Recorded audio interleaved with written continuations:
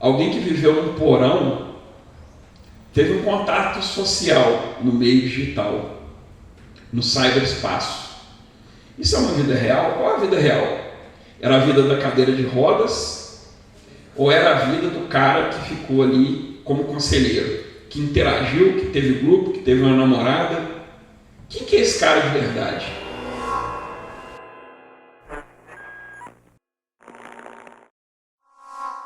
Bom dia a todos. Para mim é uma satisfação, obrigado Kelson e a equipe toda aí que me convidou para estar aqui, né? Presente hoje falando um pouco a respeito de jogos. É um tema que eu gosto muito, eu acho muito legal falar sobre games, né? E principalmente nesse contexto de educação, que também é uma coisa que me é muito cara, né? Vocês vão ver ao longo da apresentação aí, a gente vai falar um pouco de jogos e não só dentro desse contexto lúdico, né? Que o jogo, o videogame é basicamente para a gente se divertir, para jogar e tudo mais. Na realidade a ideia é exatamente outra, é eu mostrar algumas outras facetas do game, por exemplo as utilizações tanto fora do contexto do jogo propriamente dito, ou ele enquanto jogo, o que ele pode servir também além só dessa questão da diversão. Pode passar o slide, por favor? Mais um. Pode passar mais um. Bom, pessoal, então vou me apresentar, né? Meu nome é Alexandre, mas mais conhecido como Montanha, todo mundo conhece Montanha, então fiquem à vontade. Eu sou mestre em educação e gestão social, né? E inclusive é interessante falar um pouquinho a respeito do mestrado, porque o meu mestrado ele tem muito a ver com o que eu vou falar aqui, né? Muito inclusive do que eu vou dizer aqui tem a ver com a pesquisa. Eu trabalhei com as interações lúdicas dentro de um jogo chamado World of Warcraft, que é um jogo de RPG multimassivo online, ou seja, milhões de pessoas jogando ao mesmo tempo. E a minha investigação, a minha dúvida, e vocês vão ver ao longo da apresentação aqui, a minha inquietação, é como pode um jogo criar um universo a ponto até das pessoas quererem aprender mais a respeito de história medieval, para poder jogar um jogo. Então é interessante como que o jogo ele impulsiona as pessoas. Então meu mestrado ele teve a ver com isso, a minha inquietude, mas isso não nasceu no mestrado, né? O mestrado ele quase que culmina essa minha vida aí de pesquisa, de inquietação e tudo mais. Porque eu também sou especialista em educação, eu fiz uma pós-graduação lato sensu na área de educação, gestão de educação, e o meu tema do TCC também de investigação foi sobre games, foi como a gente pode utilizar o jogo dentro da educação para estimular principalmente o engajamento dos estudantes. Então foi utilizando a técnica da gamificação em sala de aula, também foi o meu artigo ali da minha especialização. Sou especialista em games e gamificação, fiz uma pós-graduação no exterior que fala a respeito tanto de gamificação quanto em game design, né? Hoje a minha profissão, além de ser analista de sistemas, é game designer, também faço planejamento de jogos.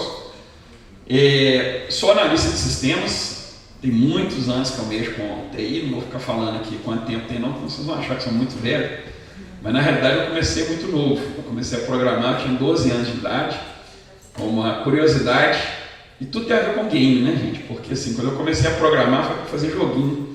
Eu via aqueles jogos, né, tipo Atari e tal, eu falava assim, pô, mas como é que isso é feito? E aí eu descobri que era computador. E aí aquela criança, com o ímpeto de querer jogar, começou a programar, que me deu minha primeira profissão. Eu também sou apaixonado por história, né? Estou aqui em Ouro Preto, é um lugar que respira história, amo estar aqui, né? Fiz trabalho de campo aqui, por quê? Porque eu também sou historiador formado pela UFMG, amo história, já dei aula de história também, e aí vem aquela curiosidade, né? Você é professor de história, não deu certo, foi para TI, não, ao contrário. Eu comecei na TI, mas sempre tive essa paixão por história, fui fazer graduação de história já depois de velho, e amo, né, trabalhar com isso. E eu me sinto privilegiado porque eu consigo hoje juntar as minhas maiores paixões, né, que é game, história e também a parte de tecnologia. E por fim, gente, eu sou gamer, né? Não precisava nem ficar falando, vocês já devem ter adivinhado, pela minha abertura logo coloquei o jogo que eu estou jogando atualmente, que é Phoenix Rising. É um jogo da Ubisoft muito legal, parecido com uma pegada meio Zelda, muito bacana. Mas assim, desde que eu me entendo por gente, os games, videogames e RPG de mesa e jogo de carta, enfim, essas interações lúdicas todas sempre fizeram parte da minha vida. Então é legal passar isso aí um pouquinho para vocês entenderem um pouco desse background, de onde que vem essa minha paixão pelo jogo e de onde que vem mesmo essa questão de investigação, usar o jogo fora do contexto de jogo propriamente dito. Pode passar o slide, por favor. Bom, aqui a gente vai falar um pouquinho, né? Não vou me deter muito em cima de todos os tópicos, não, porque na realidade isso é uma apresentação meio que padrão que eu utilizo aí para a gente poder fazer uma introdução a respeito de pesquisa e falo em vários lugares a respeito desses temas, mas eu gosto de trabalhar ali em quatro pilares. Vou falar um pouco aí de conceito e história de game, passar um pouco rapidamente aí, porque tem a ver com um pouco do meu background de pesquisa. Depois eu vou falar um pouco de jogos e aprendizado, que fez parte do meu mestrado, e eu quero trazer isso aqui para vocês, para a gente poder discutir um pouco como que o game pode ser usado fora do contexto de jogo propriamente dito. Depois eu vou falar um pouco da metodologia REMPO, que é uma metodologia que eu desenvolvi para que a gente pudesse utilizar os pressupostos de game design fora do mundo dos games, que é o que a gente conhece como gamificação. Então a gente pode trabalhar em sala de aula, dentro de empresas, interações lúdicas, fazer storytelling para o marketing, enfim, você pode trabalhar isso de N maneiras. E por fim, né, falar um pouquinho a respeito de como seguir aí nessa carreira de game, o que a gente pode fazer, o que a gente pode trabalhar, como uma conclusão aí da nossa apresentação. Pode passar, por favor.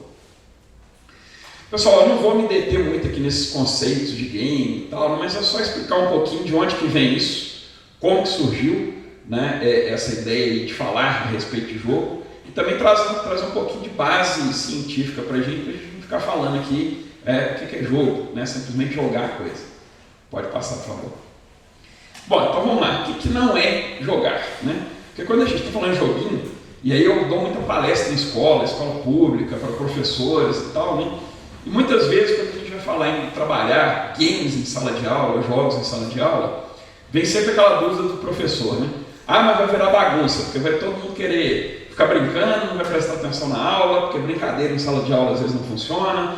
Os pais às vezes falam, né? Pô, mas meu filho vai querer só ficar brincando.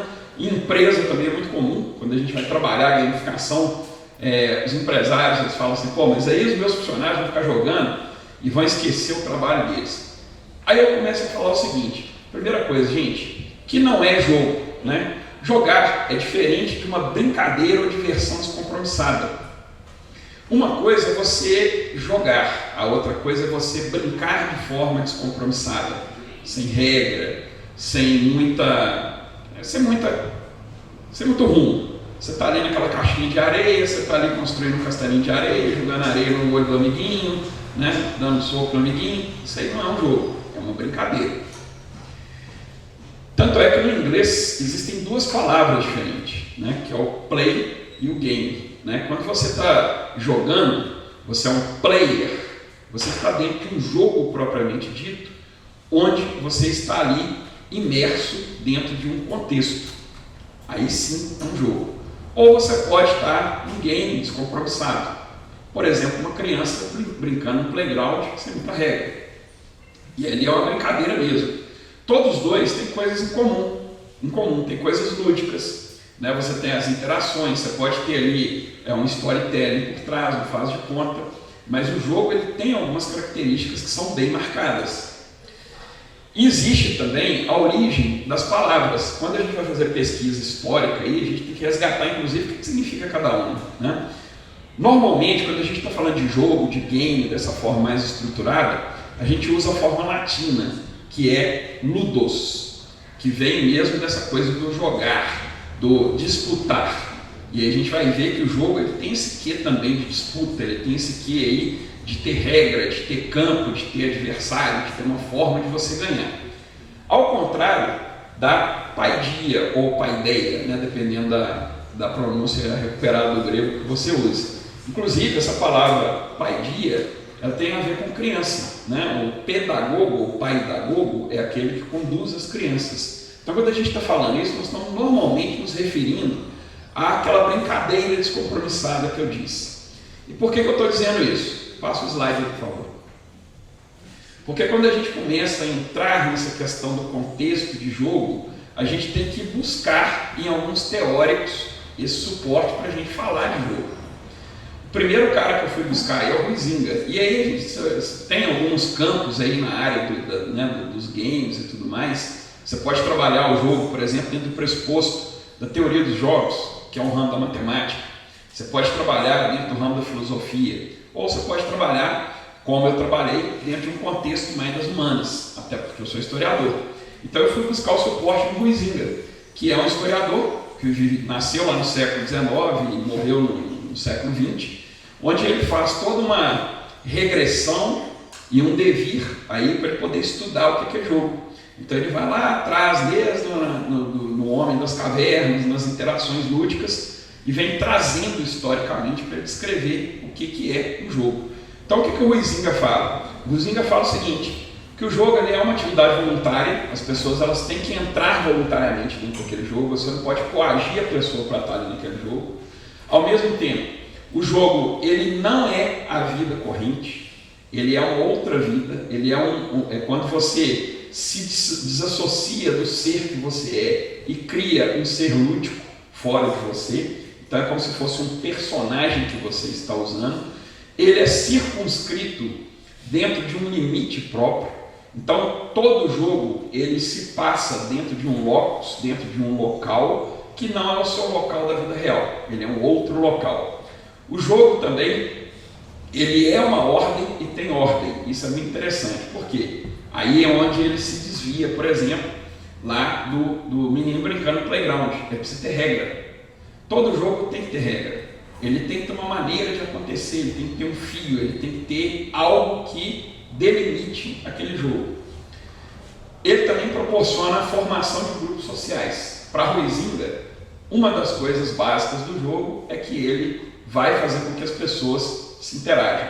Isso tem tudo a ver, inclusive, com a minha pesquisa, porque lá na frente eu vou trabalhar, né, tantos anos depois do Huizinga, eu vou trabalhar com um dos grandes fenômenos dos jogos, que é gerar grandes comunidades online, comunidades que estão aí, né, na internet, ao redor do jogo.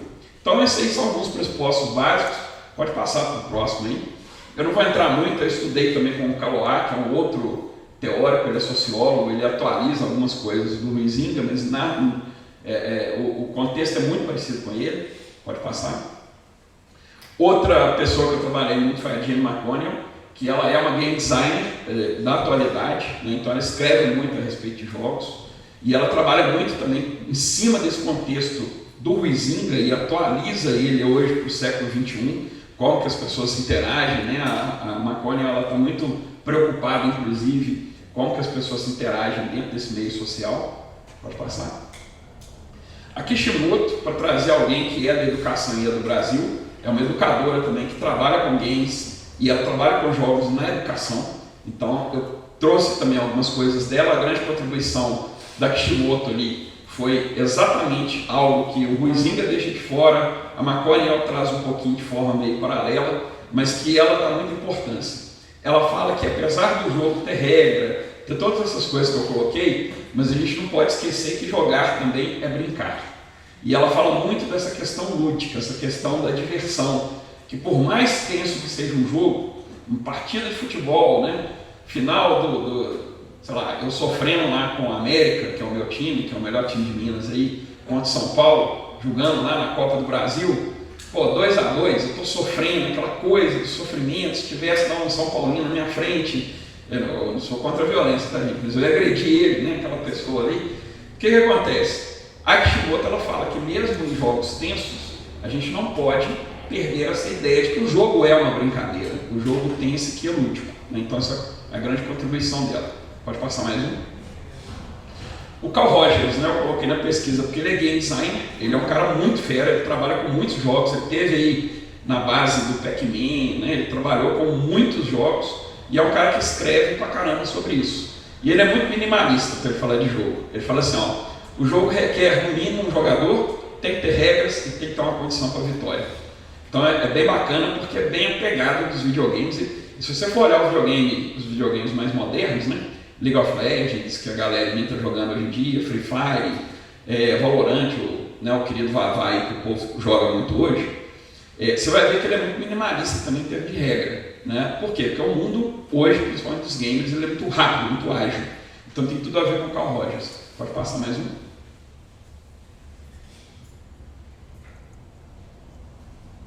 E por fim, eu trabalhei com esses dois aí, né, que é a Sala e o Zimmerman, que eles escreveram uma série de livros, são muito bons, que falam também a respeito de games. E a relevância deles aí para a pesquisa é que eles melhor organizaram todo esse pensamento histórico a respeito de jogo, e a gente consegue trabalhar com eles ali de uma forma muito clara. Né? Eles dividem muito bem o que é o jogo em elementos, e eles falam que todo jogo precisa ter objetos, que são as partes do jogo, onde você vai interagir, os atributos. Então, por exemplo, o jogo ele precisa ter tabuleiro, ele precisa ter peça, ele precisa ter uma bola, e ele precisa ter atributos. O que são atributos? Qualidades. Aquele jogador ali é um zagueiro, aquele jogador ali é um goleiro. Esses elementos, né, os objetos, os atributos, eles precisam estar relacionados internamente, e você precisa ter um ambiente, que é o que eles chamam ali de container, no qual o jogo está imerso.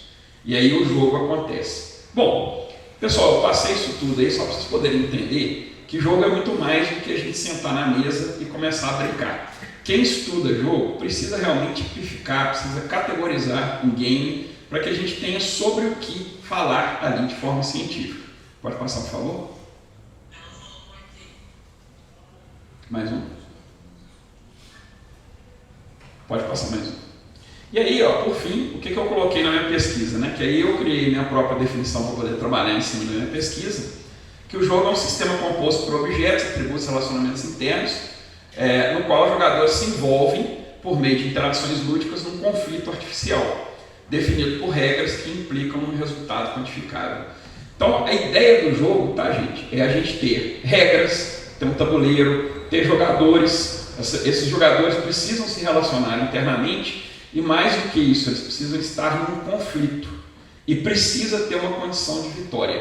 Isso é importante para a gente entender que o game, o jogo, ele tem uma tensão, ele atrai as pessoas. Por quê? Porque ele tem esse quê de que eu posso perder, posso ganhar, posso ir lá, posso passar uma coisa tensa. Né? Tem um aluno meu que fala assim: professor, vou sair de sua aula aqui, vou relaxar, vou ali jogar um LOLzinho, porque eu já passei raiva na sua aula, agora eu vou passar raiva dentro do LOL. Eu falei, pô, mas que diversão é essa que você gosta de passar raiva? Mas é exatamente isso, tá, gente? O jogo ele traz essa tensão, esse flow, né? Esse fluxo entre o prazer, o desafio, a vitória, né? E isso é o que faz o jogo ser tão atraente.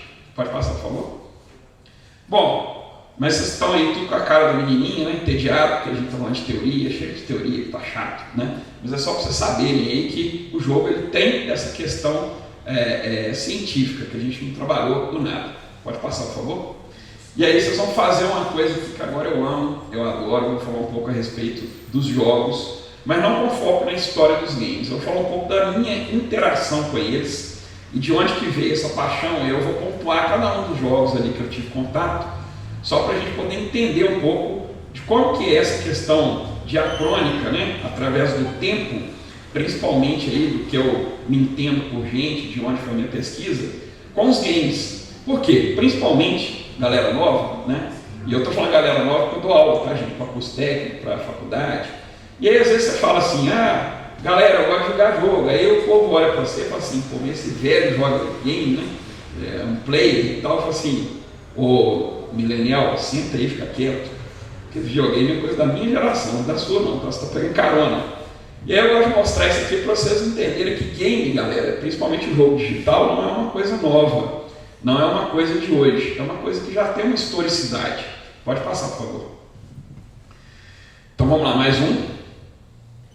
Bom, a primeira coisa que eu queria dizer, né, eu não cheguei a julgar tanto esse jogo aqui, até porque ele chegou no Brasil de forma mais tardia, mas é interessante a gente ver aí a pré-história dos videogames. Eu não vou falar dos primeiros videogames, que são lá da década de 1950, mas eu diria, e eu classifico esse cara aqui, né, o Nolan Bushnell, que depois eu vou falar um pouco mais a respeito dele, como o pai dos videogames, e talvez esse aqui é o primeiro videogame da história. Era chamado Pong. Na verdade ele chegou no Brasil como telejogo, e aí a gente tinha que abstrair bastante, né? Porque a gente via um pixel na tela, aquela, como diria o Kiko lá do Chaves, aquela bola quadrada, né? E a gente imaginava que a gente estava numa partida de tênis ou de ping-pong, daí o nome Pong. Ficavam duas pessoas controlando, o controle ele era uma esferazinha, você ficava ali girando para cima e para baixo, e aquela coisinha meio, né, branquinha ali, aquele izinho, né, na esquerda e na direita, eram as raquetes. Eu chego à conclusão, né, olhando os jogos de hoje, a galera reclamando da qualidade gráfica dos games. Olha a abstração que a gente tinha, né, gente? Porque assim, você imaginar que aquilo é uma raquete, uma bolinha de ping-pong, tem que ter muita abstração. E o Nolan Bushnell, o que ele fez? Ele pegou esse jogo aí, cortou um barril mesmo de madeira, e colocou dentro de um bar. Esse foi o primeiro console da história, né? Lá em 1972. Então, game, gente, não videogame, game de console, não é algo novo, né? Estamos aí com uma estrada aí de 50 anos. Pode passar, por favor. Bom, aí com outra figura que eu quis destacar, também coloquei o Nolan Bushnell ali, por quê? Porque o Nolan Bushnell, esse cara aí que criou o Pong, né, que colocou ele no barril, é uma das grandes figuras daquela empresa ali, ó, Atari. E o Atari 2600, 1976, ele é o console mais vendido da história, até hoje. Até hoje, inclusive, você encontra Atari para poder comprar. O Atari, ele popularizou e explodiu como videogame de uma forma assim, fantástica.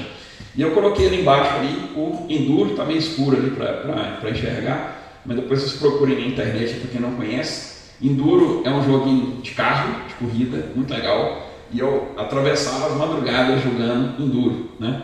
Daí vocês verem de onde vem essa paixão, né? Por que eu gosto tanto de videogame. Porque o videogame me capturou na infância, eu adorava. E a gente jogava muito junto, né? Reunia, só tinha uma televisão na rua e um videogame na vizinhança inteira. Então juntava com a meninada toda e fazia a noite de videogame lá para a gente ficar jogando. Então era bem bacana. Pode passar, por favor. Outro jogo, né, que eu joguei pra caramba aí, que eu queria trazer para vocês, é o Space Invaders, que também é um jogo que marcou a indústria dos videogames. Foi extremamente jogado nos Estados Unidos, é um dos primeiros jogos aí que teve campeonato, inclusive. E eu tomei conhecimento desse jogo na época que eu trabalhava de office boy. E aí o que eu fazia? Né? Eu pegava o dinheiro da passagem, ia a pé para o centro da cidade, onde eu trabalhava ali na floresta, ali em Belo Horizonte, andava, dava mais ou menos uns 2, 3 quilômetros. Ao invés de eu ir de ônibus, eu ia a pé, fazia o trabalho de banco rapidinho que tinha que fazer, e depois eu ia para alguma loja de fliperama, né, que a gente chamava de fliperama, para poder gastar o dinheiro da passagem jogando Space Invaders e outros games. Isso aqui é um marco também, tá, gente? Por isso que eu trouxe ele aí para a gente ver. Mais um, por favor. Esse jogo aí, né, eu costumo normalmente interagir com as pessoas na plateia e perguntar quem é aquele cara lá embaixo ali, né? Alguém sabe o nome dele? Mário não é o Mário. E inclusive a minha pergunta é uma pegadinha, tá, gente? Esse jogo aqui é o Donkey Kong, né? É um jogo de 1981, ele inclusive sofreu um processo pela, se não me engano, eu não lembro se era Universal, eu acho que é a detentora dos direitos do filme do King Kong, porque ela falou que eles estavam plagiando o filme. Por quê? Qual que é a temática desse jogo? É um gorilão que sobe no alto de um prédio e rapta uma menininha, que aí todo mundo fala assim, Pitts, não, é uma menininha do vestido rosa, que sobe e um cara lá embaixo que chama Jumpman tem que tentar chegar lá em cima para poder pegar a menina. O detalhe é que esse Jumpman ele ficou tão famoso que anos mais tarde eles fizeram um joguinho com ele, colocando o nome dele de Mario. Então ele nasceu daí. Então por isso que todo mundo confunde. Na verdade, nesse jogo ele não era o Mario ainda, ele era o Jumpman. E depois ele ganhou um outro personagem, né? Como é que era o nome do outro personagem? Era o Mario e... Não era o Luigi, não. Era o Mario vermelho e o Mario verde. Por que tinha dois Marios? era o Player 1 e o Player 2. Como os desenhos eram muito ruins, não dava para você colocar distinção entre eles, você só simplesmente mudava a cor do macacão. Então o Mario ficou Mario vermelho e o Mario Player 2 era o Mario verde. Anos mais tarde, à medida que a franquia avançou, eles engordaram um e emagreceram o outro. Para diferenciar, colocaram nomes distintos. Virou Mario e Luigi. Curiosidades das histórias dos games. Pode passar, por favor. Esse aqui é um dos primeiros computadores programáveis mesmo que eu tive contato, e aqui nasceu um pouco da minha profissão de analista de sistemas. Foi o MSX, um computador da Microsoft, inclusive, que eu descobri que videogame era computador. E aí eu falei assim, poxa, eu consigo programar? Sim. Esse aqui era um computador de um amigo meu, e ele me ensinou os primeiros passos em programação, para poder começar a programar. Anos mais tarde, meu irmão começou a estudar engenharia elétrica, e eletrônica, e levou lá para casa um microcomputador. Pode passar, por favor? Que era esse aqui, TK-90, da família ZX Spectrum. Esse foi o primeiro computador que realmente teve na minha casa. Eu comecei a trabalhar com ele para poder desenvolver games. Usava a linguagem BASIC, ligava na televisão e a partir dele a gente começava a desenvolver jogos. Pode passar, por favor? E aí foi minha entrada na área de TI, tá, gente? Ou seja, eu virei analista de sistemas, fiz curso técnico depois, fui para a faculdade. Por quê? Porque eu queria fazer jogo. Esse outro jogo aqui, inclusive, o Duna 2, que é baseado nessa mesma história do filme Duna, dos livros Dunas, que estão aí há tanto tempo como best-seller do filme, é um jogo de 1992 e foi a minha primeira fonte de renda no mundo dos videogames. Por quê? Porque você podia fazer cenário para poder alterar a jogabilidade do jogo, mapas diferentes, e eu comecei a vender esses mapas na internet. Ganhava din-din, né? BBS e tal. Eu falei, opa, esse trem de videogame pode dar dinheiro também, né? Mais ou menos, mas podia. Pode passar, por favor? Wolf em 3D, também é um outro jogo que eu trouxe, mas não por causa do jogo em si, mas para falar um pouco do Joe Carmack, que é um dos programadores que eu acho mais fera do mundo, que é o cara que desenvolveu esse aqui. Ele desenvolveu um sistema, o primeiro sistema de 3D nos jogos, né? Que é aquele joguinho de tiro em primeira pessoa, que você vê cenário, que você olha para um lado para o outro. É o Wolfenstein 3D, o avô de todos os jogos aí de tiro em primeira pessoa. Pode passar? E por fim, eu trouxe aqui uma imagem do jogo que eu mais joguei na vida, jogo até hoje, que é o World of Warcraft, que foi o jogo que inclusive inspirou meu projeto de mestrado. Fiquei 2 anos imerso nele aí, né, jogando. O pessoal falava assim, pô, você está jogando? Eu falei, não, estou fazendo pesquisa, né? Estava mesmo. E fiquei imerso em grupos de RPG no World of Warcraft, tanto no Brasil quanto nos Estados Unidos, onde a galera entra dentro do game para poder criar personagens e interpretar histórias, né? E o mais interessante, e eu vou falar um pouco disso mais para frente, é que as pessoas estudam a história medieval, principalmente a história europeia e medieval, para poder criar os personagens, criar as histórias, entrar nos cenários. Então é uma maneira do jogador também se empolgar pela história, pelo estudo a partir do jogo. Que foi exatamente o que aconteceu comigo. Eu, como player, me interessei em fazer jogo e ganhei a minha primeira profissão. Então, como é que o jogo pode estimular pessoas a fazer coisas? Pode passar, por favor. Então é isso aí, né? Ou seja, o jogo e aprendizado. Então agora nós vamos entrar na segunda parte, que é mais propriamente dita minha pesquisa. Que o jogo, né, além de ser legal, você pode aprender com ele, né? E aí o jovem ali, antes dos educadores se apropriarem dos jogos, né, na maior passe, né? Hoje em dia a galera da educação está tudo pegando jogo e usando em sala de aula, né, acabando com a paz dos gamers. Mas eu acho que é um lado legal nisso aí, que é a gente entender também o poder dos games para engajamento, para estudo e tudo mais. Pode passar, por favor. E a minha grande pergunta, né? Eu aprendi com game. Será que as pessoas também podem aprender por meio dos games?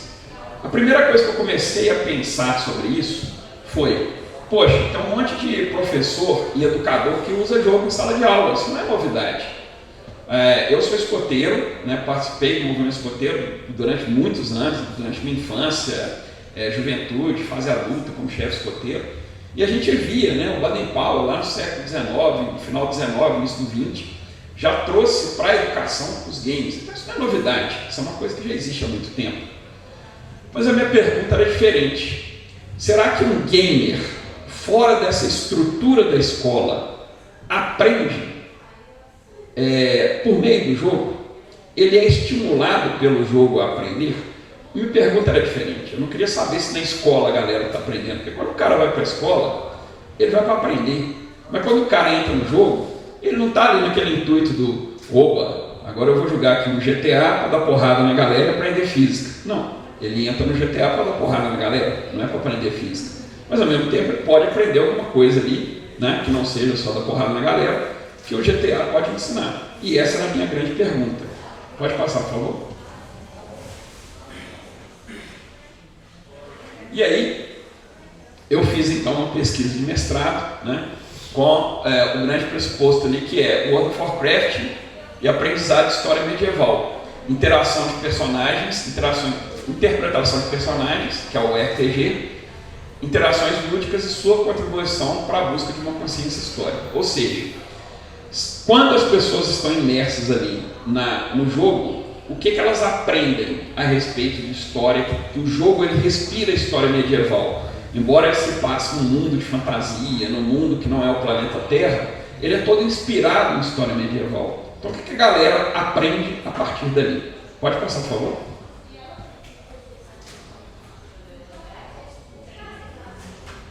E aí eu fiz toda uma jornada em cima disso, né? Eu iniciei no primeiro momento trabalhando com um jogo chamado War Thunder, não era nem o World of Warcraft, porque o War Thunder ele trabalha com a Segunda Guerra Mundial, e aí ia ser uma coisa mais direta, mais objetiva. Só que como eu jogo bastante World of Warcraft, conheço melhor a comunidade do World of Warcraft, ia ser mais fácil entrar dentro dessa comunidade, o que foi que eu fiz? Eu criei uma metodologia onde eu ficava imerso nessas comunidades de RPG do World of Warcraft, a gente ia jogando, e à medida que eu ia jogando, eu ia conversando com as pessoas, com os jogadores, e recolhendo esses diálogos. E no meio dos diálogos, tanto a interpretação quanto a pergunta, eu comecei a perceber o que tinha de história medieval, e como é que era a ascensão do conhecimento entre aquelas comunidades. Foi muito interessante, porque na realidade eu tive que usar aí um suporte tecnológico, eu desenvolvi um programa para poder recolher esses diálogos. Então foram muitas horas de diálogos que foram recolhidos, muitos textos, pilhas e pilhas de texto, na realidade arquivos, né? Muitos megas de arquivos de texto. E no final eu usei um programa para poder fazer a análise do discurso das pessoas ali, para descobrir o que elas estavam falando. E foi bem interessante porque algumas coisas, né? As interações lúdicas, que é o RPG, as pessoas interpretarem os personagens ali no meio do caminho, elas influenciam positivamente o aprendizado da história. Então eu percebi, por exemplo, que enquanto você está jogando ali o RPG, você está querendo aprender a respeito de história medieval para poder entrar ali no clima e entender. Ou seja, o cara vira e fala assim, eu sou um cavaleiro, eu sou um paladino. O que é um paladino? De onde que vem? O que é esse poder sagrado? O que ele quer dizer? O cara estuda para poder jogar. O jogo World of Warcraft ele possui elementos narrativos com potencial de despertar a curiosidade histórica. Existem vários jogos, tá, gente, que a gente pode utilizar em sala de aula, o jogo como ele é mesmo, porque ele em si, ele já traz esses elementos que despertam essa curiosidade. Então a própria narrativa do jogo, os elementos, as imagens, as figuras, os nomes, eles vão trazer toda essa bagagem histórica. E eu não estou falando só de história, eu falei de história no caso do World of Warcraft, mas a gente pode trabalhar com outros jogos e outros pressupostos. Tem jogo que eu posso trabalhar engenharia, arquitetura, física, matemática, tem joguinho de construir ponte, joguinho de física, né? Tem um joguinho muito legal que você invade castelo lá, você é um bonequinho, vai invadir castelo, então você pode trabalhar física, é bem bacana. Então os jogos, eles têm essa bagagem. Os elementos, né, a minha hipótese 3, os elementos e representações de história medieval europeia estão presentes nas interações lúdicas, ou seja, as pessoas, para jogar, elas aprendem história, elas usam os elementos do jogo e elas trazem isso na interação delas. Ou seja, elas aprendem e elas, além de aprender, elas replicam essa ideia da história medieval. Os elementos de representação de história medieval europeia estão presentes nas interações lúdicas dentro da comunidade, que aí, olha só que interessante, eu comecei a analisar também fora do jogo. Aí eu fui para as comunidades do Facebook do World of Warcraft, tanto brasileiras quanto americanas. E o que você percebe? Que essas interações lúdicas, onde o cara aprende sobre história, ele sai fora do jogo. Então é um conhecimento que ele traz do jogo para fora, que é bem legal também, que é uma coisa que você pode utilizar no dia a dia do aprendizado. E as comunidades de interpretação de World of Warcraft, elas influenciam a curiosidade histórica, porque à medida que você vai conversando ali sobre isso, você vai aguçando a curiosidade de pessoas novas que estão entrando. Né? E por fim, o jogo World of Warcraft, ele influencia o desenvolvimento de uma consciência histórica. O que eu quero dizer com isso, tá, gente? Que o jogo em si, não só dentro do ambiente escolar, mas o jogo por si só, ele já pode trazer essa bagagem aí de educação. E isso é muito legal, por quê? Porque são pessoas que não estão ali para poder aprender, elas estão ali para poder jogar, mas ao mesmo tempo o jogo ele tem tanta bagagem de engajamento, de aprendizado, que a pessoa acaba estudando por conta própria. E essa pesquisa, ela serve de base, por exemplo, para a gente trabalhar como engajar melhor os alunos em sala de aula, como entender melhor essa comunidade que a gente tem hoje aí, de estudantes mileniais, esse século digital que a gente tem, essa galera que trabalha toda hoje dentro dessa comunidade digital, né, dessa sociedade digital onde eles estão, como que a gente pode trabalhar com eles de forma interativa, usando um jogo como espelho, usando um jogo como algo que pode ser reproduzível em sala de aula. Pode passar, por favor? E como mecanismo, né, ou como apoio, ou como produto, pode passar mais um. Como produto técnico da minha dissertação, eu construí um aplicativo, que na realidade é uma rede social. Hoje ela ainda não está no ar, né? Eu estou terminando ainda de fazer alguns ajustes nela, mas é uma rede social para poder fazer com que educadores curiosos, pessoas que gostam do tema, consigam contribuir da seguinte maneira: qual jogo eu posso aprender sobre história medieval ou sobre história antiga? Como que eu posso utilizar o Last of Us, por exemplo, para entender um pouco de história contemporânea ou história moderna? Ou alguns outros pressupostos. O meu foco, obviamente, aqui foi história, que é a minha área de formação, e foi onde eu concentrei toda a minha pesquisa e meu estudo. Então, a rede social chama Game History, e a ideia dela é trazer as pessoas para esse mundo do uso do videogame como ferramenta educacional, como ferramenta de aprendizado. E aí tem uma coisa interessante, tá, gente? Muitas vezes os professores, educadores e gente da área de educação viram para mim e falam assim: Matanha, mas por que você não trabalha, por exemplo, os educadores já em sala de aula, que usam videogame, né, que pegam o jogo, ou jogos pedagógicos, ao invés de você trabalhar com jogo de mercado? Porque à medida que eu fui estudando, gente, inclusive tem um pesquisador norte-americano, esqueci o nome dele aqui agora, depois vou lembrar, que ele tem uma frase que todos os professores brigam comigo, mas é uma grande realidade. Você quer estragar um jogo e colocar na mão do professor. Porque o professor, ele vai transformar aquele jogo numa ferramenta pedagógica. Ferramenta pedagógica é chato. Por quê? Porque o menino vai ficar em sala de aula ali, estudando. E é tudo que ele não quer. Ele quer brincar.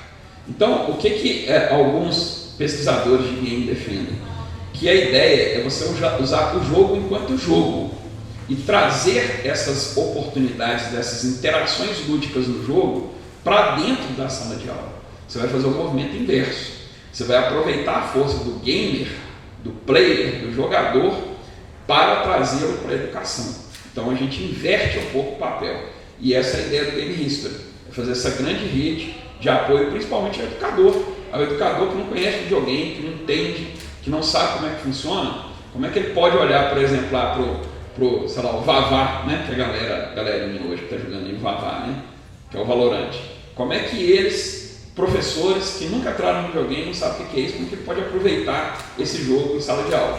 Então a ideia do Game History é exatamente essa, né, trazer essa potência. E como ele é uma rede social, a ideia é que outros professores, outros players e outros jogadores vão contribuindo com essa visão. Ou seja, vou colocar aqui o World of Warcraft para a história medieval, como que você pode trabalhar, como que você pode fazer. Eu mesmo fiz uma experiência dessa, alguns semestres, a gente faz regularmente, que é fazer uma aula. Eu tenho uma disciplina que eu ministro, que chama Pensamento Computacional, que aí ela serve para praticamente todos os cursos do Grupo Ânimo, e a gente trabalha uma ou duas aulas streamando na Steam, ou na Twitch, ou em algum outro, no Discord, ou alguma outra ferramenta de streaming. Eu entro dentro do World of Warcraft e nós vamos trabalhar essa questão do pensamento computacional e esse pensamento social do jogo. É uma maneira de você trazer o game para a sala de aula sem descaracterizar enquanto game, mas ainda assim dentro dessa imersão de sala de aula. Vou falar para vocês que é uma aula extremamente divertida. A galera lá cria personagens, cria conta trial, todos eles entram, né? O difícil mesmo dessa aula é a gente terminar. Porque chega ao final das 2 horas da aula, eu falo, gente, a aula acabou, aí você vê todo mundo lamentando, a galera chamando, aluno chamando para X1, X1 é briga lá entre, né, o professor e o aluno, porque às vezes eu dou ponto para que me vencer dentro do jogo também. Então é bem legal, né, essa questão da interação lúdica, mas ao mesmo tempo eles estão ali entendendo esse pensamento computacional e essa sociedade de rede e essa sociedade digital. Essa que é a ideia. Pode passar, por favor? E aí, caminhando já para o fim, né, como uma das coisas aí que a gente traz com relação a essa ideia dos games, essa ideia dessa sociedade moderna, um dos desdobramentos é a gente tentar trazer isso aí não só para a sala de aula, mas para as empresas. E foi muito legal, por quê? Porque eu defendi a minha dissertação no início da pandemia, foi caótico, mas ao mesmo tempo para mim foi ótimo, né? Não a pandemia, tá, gente? Mas a maneira como eu estava fazendo a pesquisa de campo, porque eu era o único cara da minha turma de mestrado que estava fazendo uma pesquisa de campo online. Inclusive no começo lá eu fui um tipo de chacota, mas depois todo mundo virou e falou assim, você é o único que vai defender a tempo. Por quê? Porque a pandemia prejudicou sim, mas a mim menos, né? Eu já estava dentro dessa sociedade, dentro do cyberespaço, essa sociedade digitalizada, essa sociedade que vive em algum lugar da internet. E isso aqui é um desdobramento que eu quis trazer para vocês, para a gente principalmente refletir sobre esse lugar do game social, esse lugar do MMO, dessa comunidade que é gerada, porque hoje a gente tem que lidar com isso. E os games, eles nos ajudam, né? Quando você está falando de metaverso, que é uma novidade para muita gente, metaverso não é novidade nenhuma para mim. Na década de 90, eu jogava online via BBS.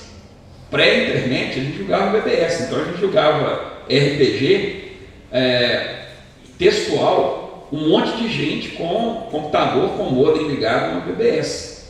Depois a gente vai jogar, depois eu vou jogar jogo cooperativo, vou jogar jogo online, e aí com o World of Warcraft eu estou jogando jogo massivo, desde lá, né, do início dos anos 2000, né, já tem 20 anos aí, praticamente 20 anos o World of Warcraft, teve o Second Life, né, nesse meio caminho, e aí a galera hoje está falando, metaverso, né, a última revolução. Não é, gente, isso é um conceito antigo, e é um conceito que a gente tem que trazer, é uma coisa que a gente tem que entender como real, né? E o cyberespaço, mais do que nunca, a gente vai compreendê-lo hoje, dentro desse contexto pandêmico ou pós-pandêmico, como algo que a gente precisa olhar para isso de forma muito séria, porque a transformação social que rolou foi muito forte. E aí eu queria trazer alguns exemplos aí do jogo, só para a gente entender como é que o jogo ele pode contribuir para a gente entender um pouco melhor essas sociedades online. Pode passar, por favor?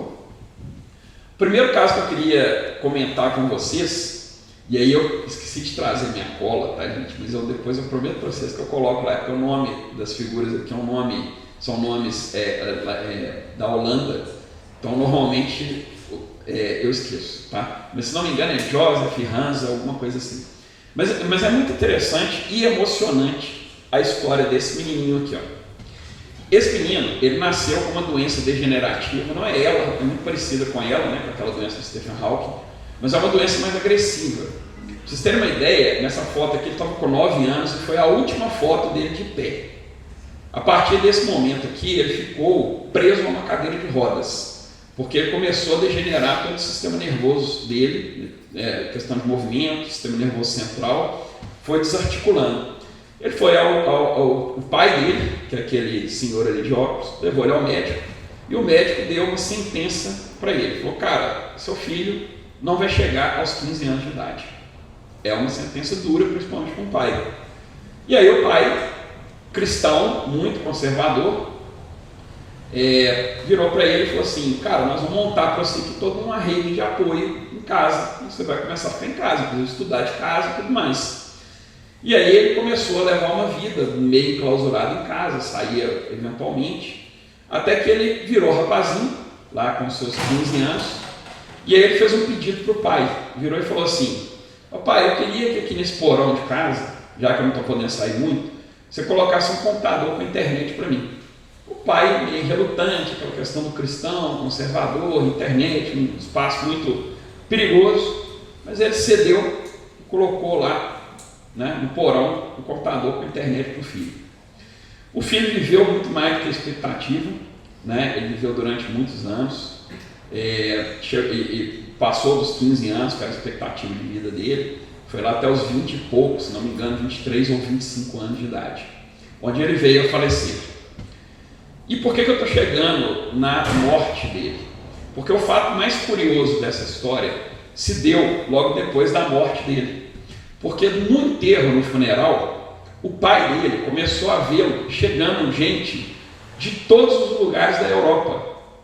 Começou a vir muita gente chegando e falando, pô, seu filho era muito legal, e seu filho era um cara bacana. E chegou uma menina e falou assim, poxa, eu já tive meio que um relacionamento, um namoro com seu filho e tal, era um cara muito importante pra gente. E o pai virou e falou assim, acho que vocês estão no enterro errado, porque o meu filho, ele não conversava com ninguém, ele não viveu com ninguém, ele não tinha esse contato que vocês estão falando, ele vivia no porão. E ele falou, não, seu filho é fulano de tal? Pois é ele mesmo. Aí chegou um outro cara e falou assim, olha, seu filho me deu altos conselhos, ele era conhecido na comunidade como o conselheiro, porque ele escutava, ele sabia escutar as pessoas, ele sabia falar. E durante um tempo, a gente descobriu quem ele era na vida real, porque ele ficou internado um tempo, ele sumiu. E como a gente ficou preocupado, ele falou que ele tinha essa doença e que ele podia vir a falecer a qualquer momento. Então ele deixou os contatos, ele falou quem que ele era, e ele falou que se ele sumisse, era para procurar. E aqui estamos nós. E aí eu pergunto para vocês, isso é uma vida real? Alguém que viveu num porão, teve um contato social no meio digital, no cyberespaço. Isso é uma vida real? Qual é a vida real? Era a vida da cadeira de rodas? Ou era a vida do cara que ficou ali como conselheiro, que interagiu, que teve grupo, que teve uma namorada? Quem que é esse cara de verdade? Eu não tenho essa resposta, eu só tenho perguntas. E eu trouxe esse caso aí para a gente poder refletir. Como que um jogo, pessoal, ele passa dessa fronteira da mera interação lúdica, da mera diversão, e cria algo tão forte quanto esse laço que eles tiveram, a ponto de alavancar esse jovem que vivia no porão, preso em cadeira de rodas, para uma vida social tão intensa, a ponto do pai dele estranhar.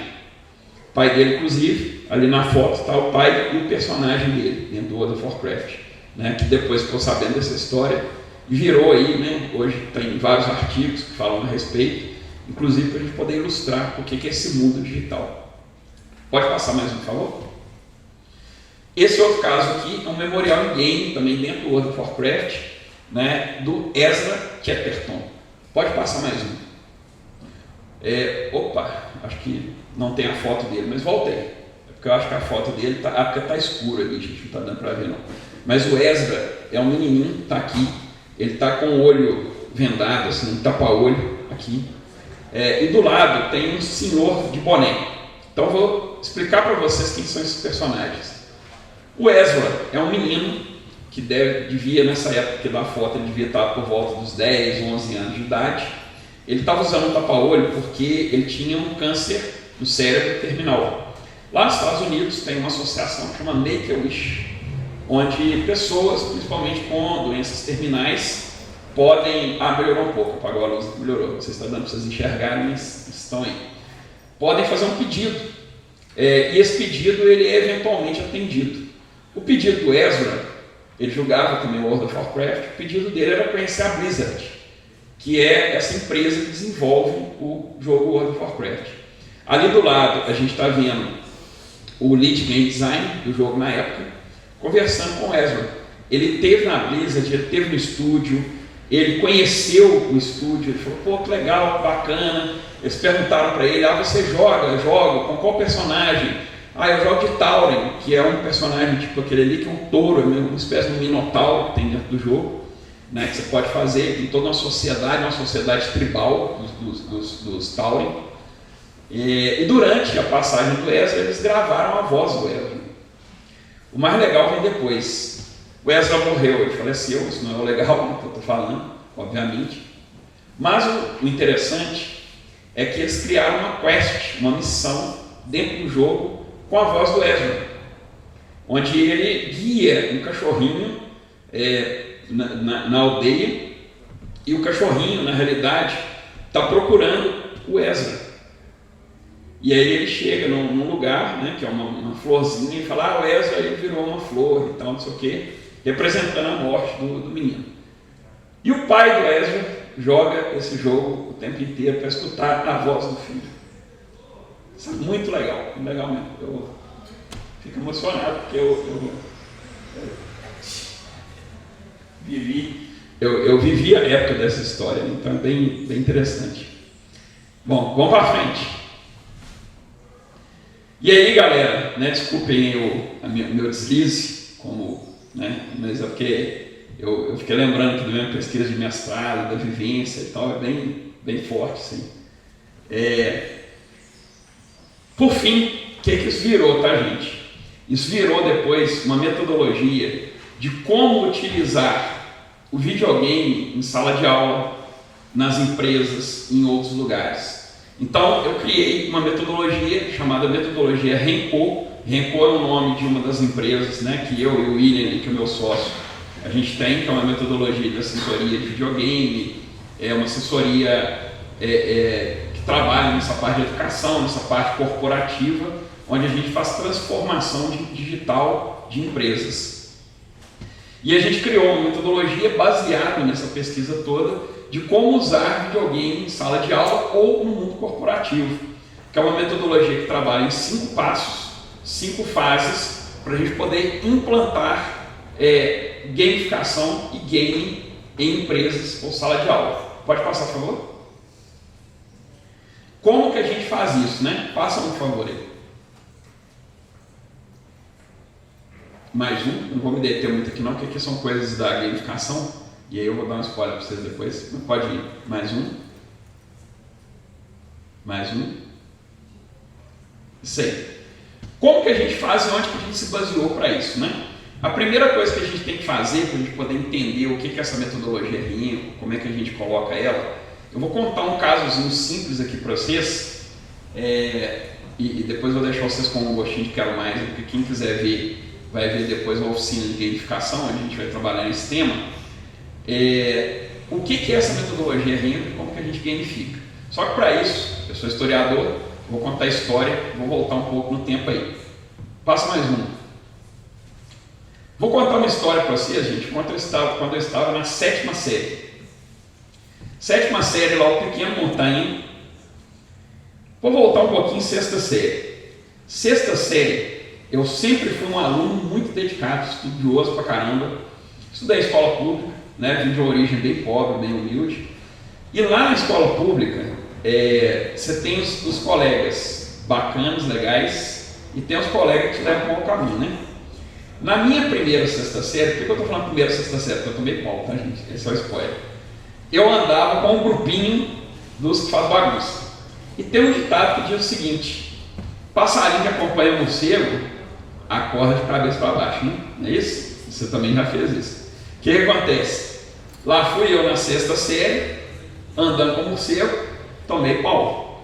Fui estudar na 6ª série à noite, que era o meu terror.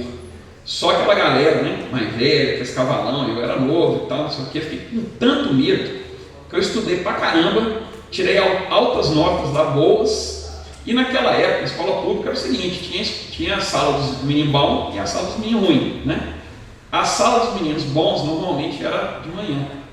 Na escola que eu estudei, tinha uma 7ª série de manhã, que era a 7ª A. Lá fui eu então, depois que eu estudei pra caramba, passei, por causa da bomba que eu tinha tomado, fui um dos melhores alunos da 6ª série, com notas altíssimas, e fui parar na 7ª A. O detalhe é que eu era um dos únicos meninos da sala, o resto era só menina. Meninas lindas, né? E eu fiquei apaixonado pela Cláudia Elaine, que tinha lá, que era uma morena, belíssima, né? Com cabelos longos, cabelo de índio, eu lembro dela até hoje, andando. Aquela cena de filme, né? Que ela vira, e o cabelo, né, esvoaçante, para. Beleza, eu falei assim, poxa, como é que eu vou me aproximar de Cláudia Elaine para poder, né, chegar nela? Aí o que eu observei? Eu falei assim, poxa, todo mundo aqui tem dificuldade em química, porque na época, não sei como é que é hoje, mas, né, o 8º ano, que é a antiga 7ª série, a gente tinha que decorar a tabela periódica, tinha que decorar os elementos, o que era o que não era, número atômico, eu não sei mais nada disso, tanto é que não era uma coisa efetiva, né? Eu não sei mais nada. E aí eu ficava vendo aquilo ali e via também que todo mundo tinha dificuldade, só que tinha um detalhe, as meninas se reuniam no recreio para poder jogar stop ou a dedanha, né? O que a mente criativa, apaixonada do Montanha fez? Falou, poxa, vamos juntar as coisas. Passa aí para mim, por favor. Aí o pequeno Montanha pegou o adedanha e falou assim, vamos criar uma adedanha de tabela periódica. Por quê? Porque aí eu vou ensinar as meninas a jogar adedanha, nós vamos estudar a tabela periódica ao mesmo tempo, porque aí tem aquele outro interesse, e eu vou conseguir me aproximar de Cláudia Elaine, né? Porque ela jogava também. E assim foi feito. Criei lá, né, ao invés de ter lá nome, carro, lugar e tal, eram as colunas, né, da tabela periódica, e aí na hora do dedanho que caía, você tinha que acertar o elemento da coluna, e se você acertasse o número atômico, né, e outros atributos lá, você automaticamente ia ganhar mais pontos, você ia acumulando mais pontos. Gente, foi tão sucesso isso aqui, que a professora de Química quis saber se a galera estava toda colando. Ela falou assim, vocês estão colando, porque está todo mundo acertando, todo mundo tirando 100. E aí, passando todo mundo, né, foi bom, foi bacana, foi aquele negócio, foi legal. E assim, né, terminou a história da 7ª série. Aí as meninas, tudo ali com a cara curiosa, né? E aí, né? Não é isso que você está com curiosidade? Tipo, você pegou a Cláudia Elaine? Então, eu vou devolver a pergunta para vocês. Na 7ª série, as meninas da 7ª série estão de olho em quem, hein? Nos meninos de onde? Do ensino médio, meu amigo. Estão olhando para o menino de 7ª série, não, ou seja, fiz um sucesso danado com o jogo, mas fiquei a ver navios, fiquei apaixonado até hoje pela Cláudia Elaine. A única coisa que eu tenho dela é uma assinatura no meu livro de história que está lá em casa até hoje. Eternamente apaixonado. Bom, por que eu trago essa história para vocês aqui? Por que eu conto isso? Porque isso aqui foi uma das primeiras maneiras de se utilizar, que eu fiz, utilizar o jogo em um ambiente não jogo. Isso aqui é gamificar para a gente. Isso aqui é a gente trazer algo que é lúdico, algo que é uma estrutura fora do mundo acadêmico, para o mundo acadêmico ou para o mundo corporativo.